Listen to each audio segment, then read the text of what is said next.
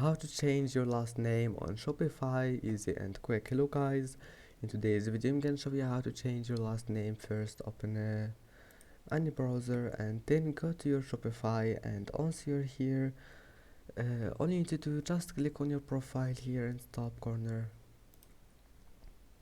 and then click manage account, and here you will find your account details, and that's it. Here you can manage it, and you can also manage your last name and your first name, and that's it. Just type here anything you want and then click save.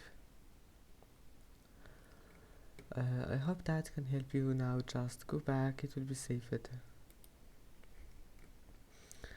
And that's it for today's video. If you like this video, please don't forget to like and don't forget to subscribe, and thank you for watching this video until the end, and see you in the next video.